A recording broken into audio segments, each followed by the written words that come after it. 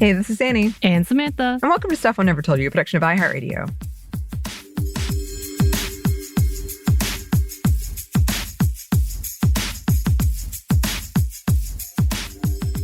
Peek behind the curtains. I've already messed up this episode once or twice. So, hey, everybody. So I've always said, specifically about this segment of Feminists Around the World, that we want to make sure we're giving flowers to those who are making a difference, that are with us still. That we don't want to wait till it's too late and not recognize what they have been doing or what they are doing. And that includes our very own people. So, for Pride Month, we wanted to highlight one of your and my favorite hosts, Anney.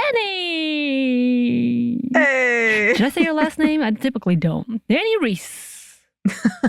Thank you. Yeah, Thank that's you. good. Yes. And you've been so gracious to share your story when it comes to discovering your identity and like hashing out some of the things that you have worked through and just sharing it with so many. And I know like listeners, you're right there with me when you say thank you so much, because a lot of it has really, really resonated with you, and you felt like you just were seen because they have stories like you, Anney. And again, like one of those things that you really discovering yourself in real time with me and the listeners.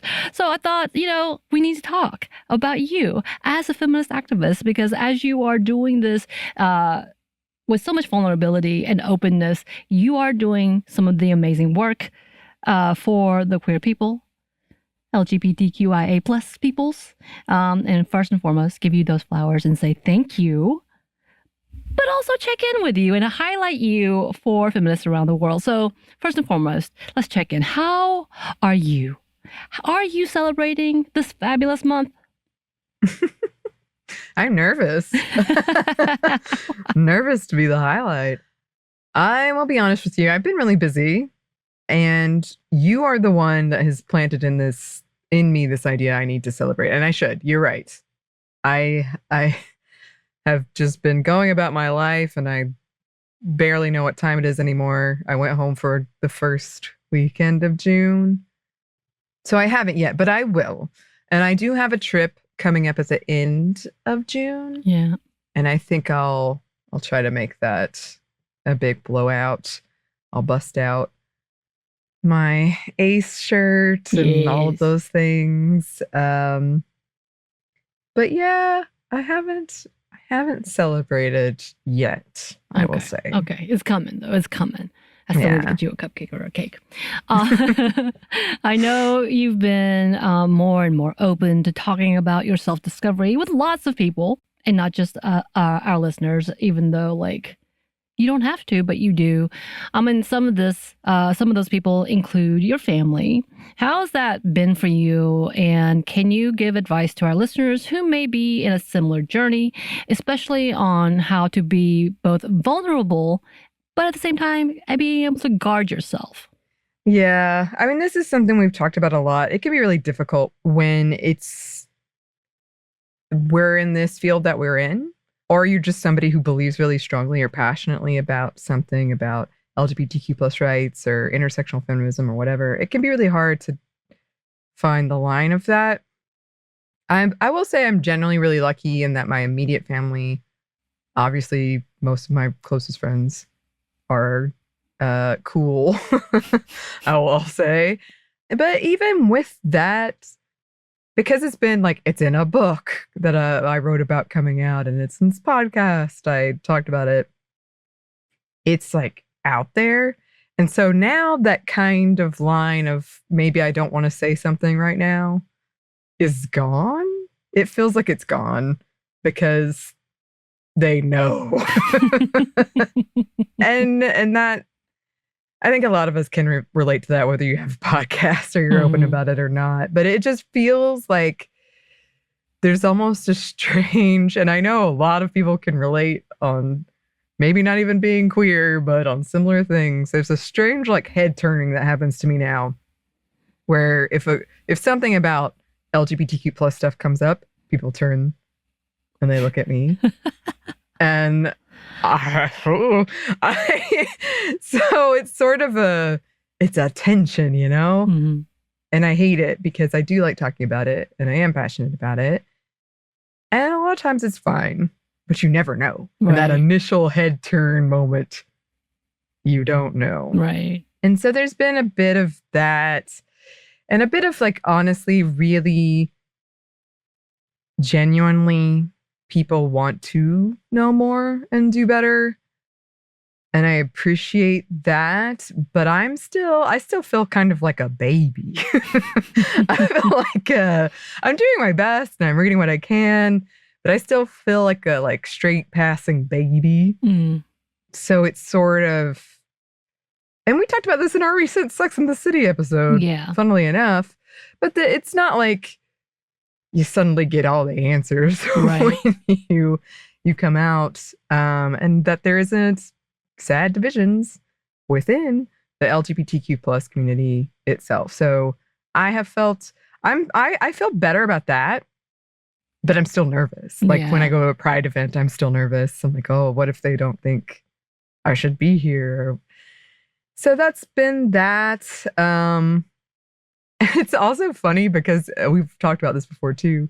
A lot of the backlash around Pride Month from people who don't think it should exist is that it's like it draws too much attention.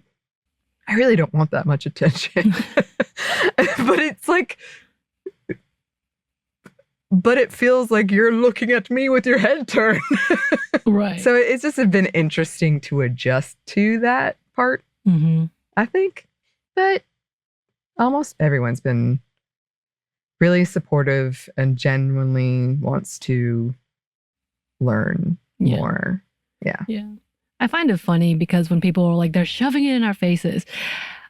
Outside of the fact that I purposely follow people that are like LGBTQIA plus, or the fact that my algorithm has it because I purposely watch these things, you can absolutely not know or pay attention to any of this really easily, which is like unfortunate for you because this is great stuff and these are some amazing people, and like being a part of a celebration that celebrates people's love and life should be a thing.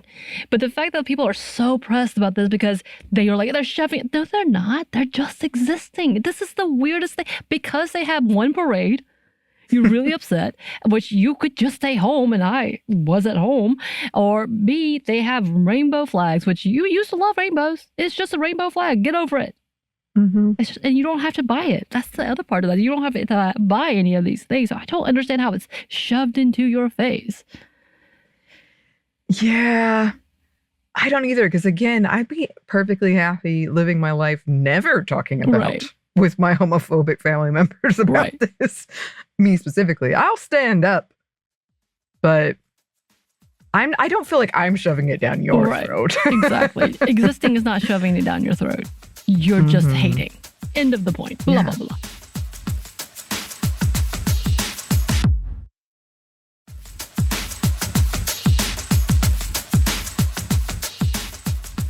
And I was just going to ask you just off the top of your head, but you went into research mode on this because you are you, and I love you for it. There's been so much going on when it comes to queer policies or anti-queer policies, anti-LGBTQIA policies. Plus, what are some things that you think we should be paying attention to?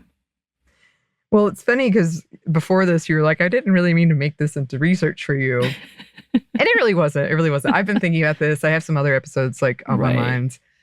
But it is something where I feel, again, going back to that point, like I have to prove, okay, I'm like, see, I'm a gay person. You're bi? Prove it. Oh, you're queer? Exactly. Prove it? Oh, no. Yes. Oh, no. Yes. But that's like my own baggage. And I think a lot of people have it for one thing or the other. But I legitimately I have been looking into this for just as a person, but also as episodes that are coming up. But okay, so as of May 31st, 2024, the ACLU is tracking 515 anti-LGBTQ bills in the U.S. They have a really cool graphic, and you can click on every state and see what they are.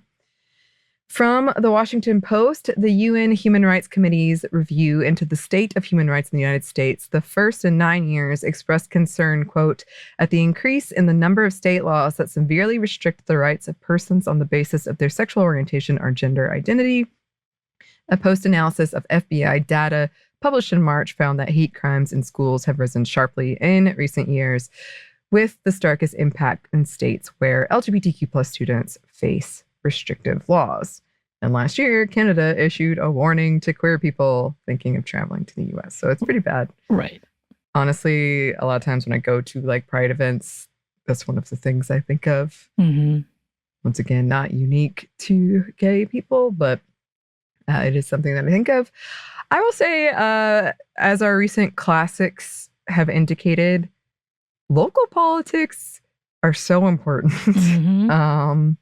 So I would say keep an eye on that. We were talking about libraries and curriculum that are banning queer material, among a bunch of other things that is really detrimental to us so many times on the show. Mm-hmm. I've said I wish I had this as a kid. And they always act like it's like, oh, well, it's turning you gay. No, it's helping you like realize. It's like giving you a voice to a thing you feel. Just the level of like ignorance. It's turning you gay. He's like, well, yeah, that's not how that works. But oh, you do you, boo. No, it's not at all. And so that's been on the rise. We talked about that in our episode on the rise in banned books.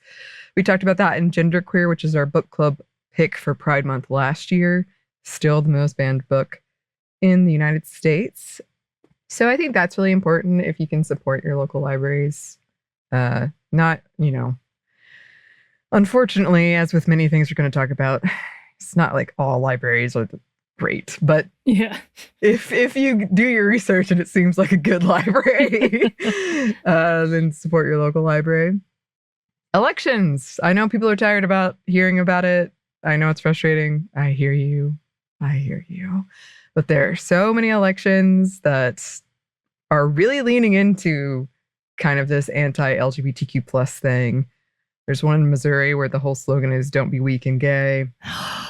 The Colorado Republican Party is calling for people to burn the pride flag at the start of Pride Month, which if you buy the pride flag, that kind of makes me laugh, but okay. You do you. Yeah, spend that money.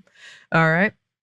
From Axios, quote, as Pride Month begins Saturday, Floridians will notice a vivid difference. Instead of casting rainbows, bridges around the state will only light up in red, white, and blue. The DeSantis administration, which issued this year's ban on rainbow lights, is calling it Freedom Summer. Oppressing Cool. is freedom. Yeah. Cool. Correct. What? And that was from a really interesting article from Axios about how Florida became one of the most anti-LGBTQ plus states. And it had this other quote: some trans people and their families have relocated to more accepting states. Others have turned to crowdfunding platforms like GoFundMe, hoping to do so, which is just tragic. And I hate it for a lot of reasons.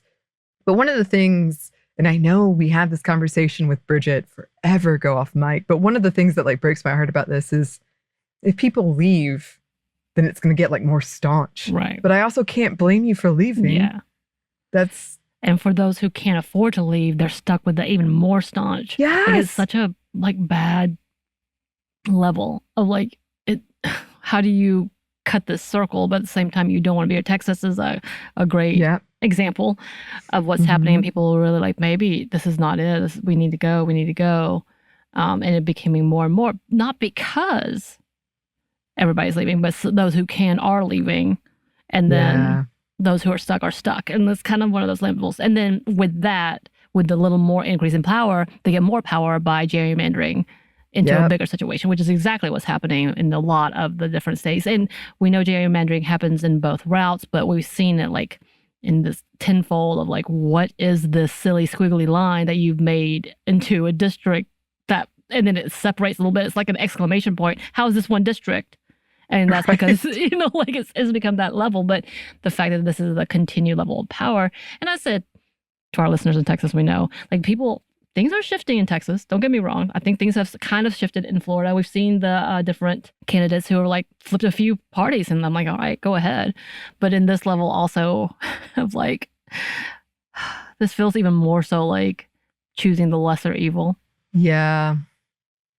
Yeah. And that article that I just mentioned, they said it's turning in Florida slowly but surely, or at least this year, it doesn't seem to be as a big.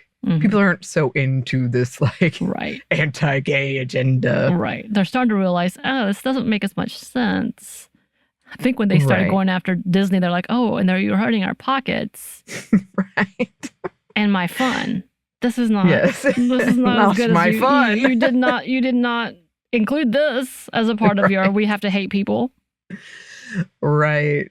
Yeah. So yeah. That's just something we'll probably come back and have a bigger conversation about that.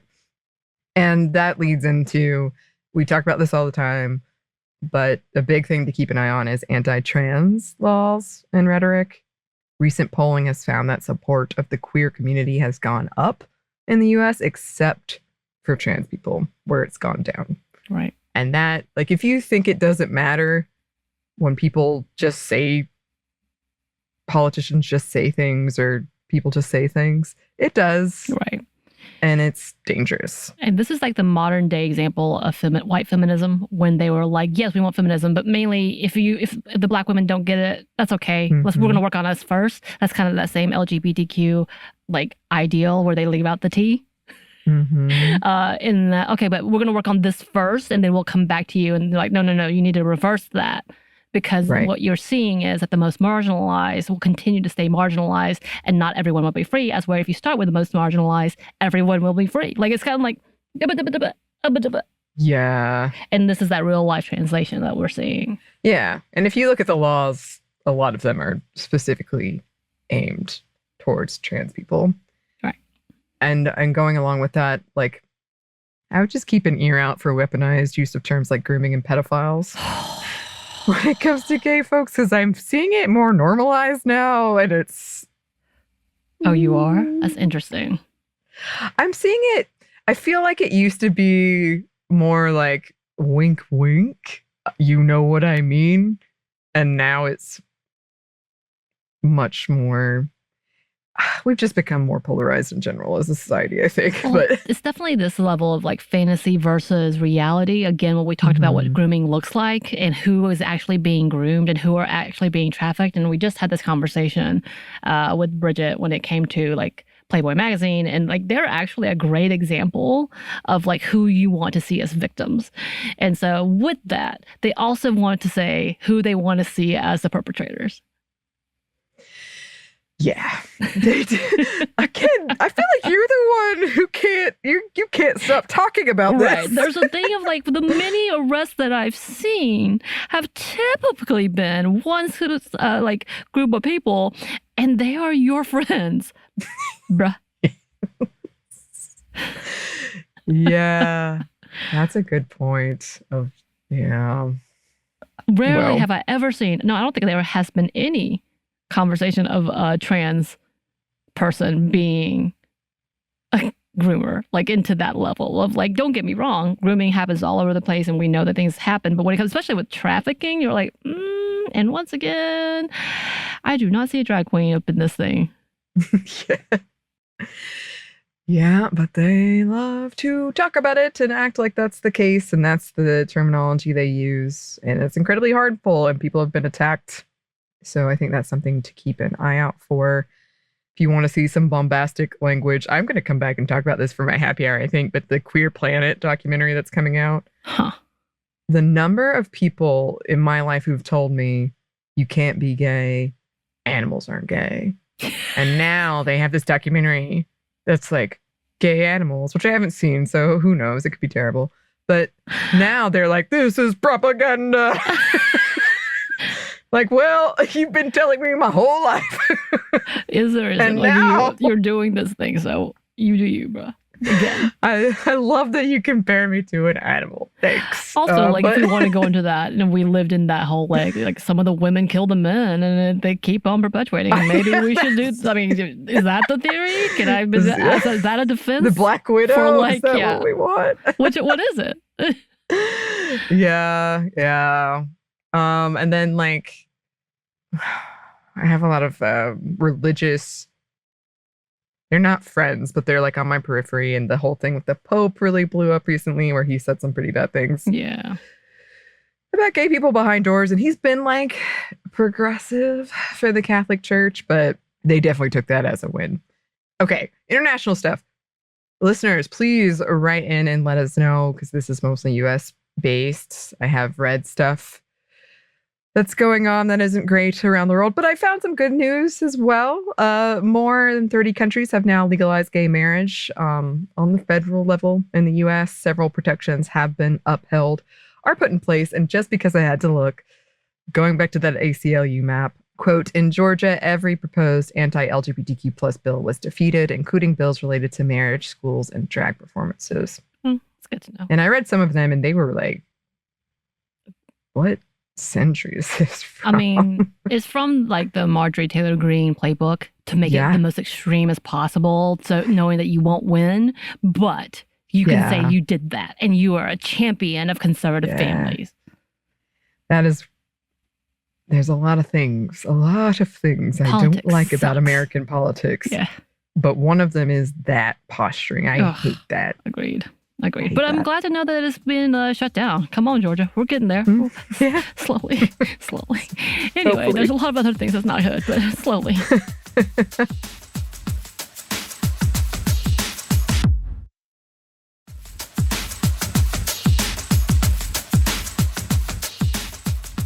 So with that, thank you for all that research, because I was like, oh no, I just meant for you to share. Okay. But of course, I should have known Anney. I thought about taking that question off, to be honest. I was like, she's going to end up working a lot on this. But from your first episode of coming out to today, do you feel like you've progressed in your learning about yourself and how you're communicating and telling your story, and even like what you've learned, and like maybe this is the part that I'm like, not that you wish you could take back, but now that you know, you're like, these are the things that maybe I would have filtered out, or not, or things that you wish you would have added before? Yeah, I think it's, when I look back, it was such a like bright, shiny revelation, but on the flip side, I was so scared. Mm-hmm. I was so vulnerable and I felt so scared about it, and I felt like it wasn't right, or could be this problem, or trying to explain it away, and then I felt like I don't belong in the queer community, and then so I had a lot of doubts, but it was exciting. Like, it was really like, it felt right, even if I was worried other people wouldn't see it that way. Like, I was going back and thinking about what my exes would think. Why?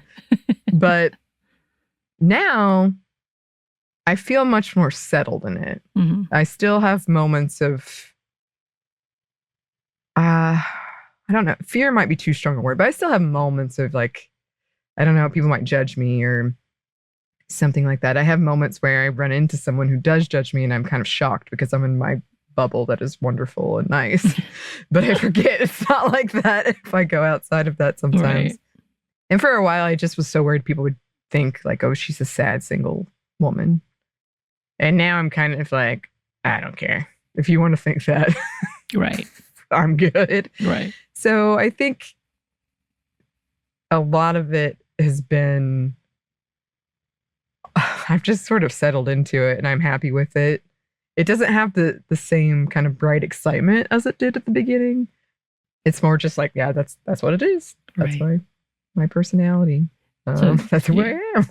You're becoming a senior in this, and that you said you still feel like you're a baby, but at the same time you realize all these things, which was a big deal. But you're like, but this makes sense, and it's my life. Yeah, I'm cool with this. And the fact that the people who love you the most are like, yeah, okay, that makes sense. Yeah. Thanks for telling us. Yeah, That's pretty much been the reaction. And it's been like one of the best reactions I could have ever asked for. Here's some gloves I bought you. Yeah, Which was my thank you. reaction. I For did kind of my like the ace old gloves, I woman, love them. old mama who was like, oh, baby, you bisexual? Let me get you some colors. Right. Yeah. Yeah, I'm old. Anyway, and with that, of course, do you have any organizations that you would like to highlight for us listeners so we can also be an ally in this journey? Yes. It comes with an unfortunate disclaimer that I think we all know. Always do your research first, because there's some organizations that like you think are good and then you find something out later, or they change. Right. They can make amends, but if I say something in here, if I shout out someone in here and you know that they've done something that's not great, because I hate that it's true, but as I said, there is infighting and judgment within the queer community as well. Right. So also there's greed, and that's in every... There's greed. Yes, absolutely. Every orientation of anything. Yes, so please let me know, because I was definitely supporting an organization that I later found out not so great. Right. I did the same. And I was like, oh, he stole all the money. Oh, yeah. Well, damn. Yes. So I always get kind of nervous doing this. But these are some that came to mind. I will say, like, if you need resources, you can reach out to us. And I have some very, like, asexuality specific ones. Mm-hmm. Just for information, but there are a lot for however you may identify or your sexual orientation. Again, do your research, because there can be misinformation and disinformation. But if you want any of that, you can reach out. Some organizations, I'm going to start with two of the big ones that like people know, but I'm going to shout them out. GLAAD, because we use them all the time in research. And so personally, thank you. But they do a lot of like media studies around the LGBTQ plus community. The Trevor Project, which is about suicidality and suicide prevention within the queer community. SNAPCO, which was started in Atlanta. Did not know. Which is about specifically trans Black people, but queer people in prison and getting, like, stopping that pipeline and helping to fix that. Transgender Law Center, and Immigration Equality, which is about things like refugees and making sure that they have their rights and the things that they need. Yeah. So yeah, those are awesome. Thank you. Thank you for letting me put you on the spot. Just so y'all know, I did give her a heads up and ask her first before people come at me.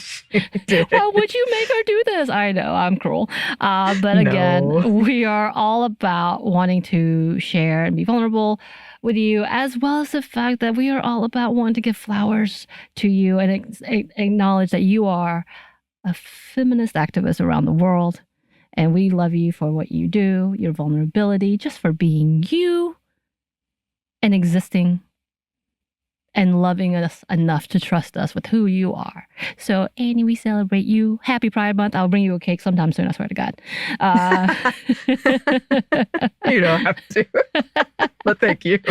And honestly, listeners, if you have a story about your own coming out or just being vulnerable or just learning about your identity as well, like I know you have written to us before, especially to Anney, to thank her for her journey and relating to her and or advice, giving her advice about your own coming out, and you want to share your story and you want us to share with for you, please do. We love listener mail. Yes. And we would love to feature that on a feminist activist around the world, because you existing, unfortunately, in an age and time like this, and you being who you are, is a form of activism. I don't mean unfortunately as in like you existing, but unfortunately that sometimes being who you are can come at a cost. And we know that, we see that, and we love you for who you are. So if you have a story, let us know. Yes. And thank you to you, Samantha, for being so supportive as I've figured this out. Except for the cake part. And to you listeners, truly, who've written in and given me advice or given me resources. it's been amazing. So thank you, thank you, thank you. You can email us at stuffmediamomstuff@iheartmedia.com. You can find us on Twitter at momstuffpodcast or on Instagram and TikTok at Stuff I Never Told You.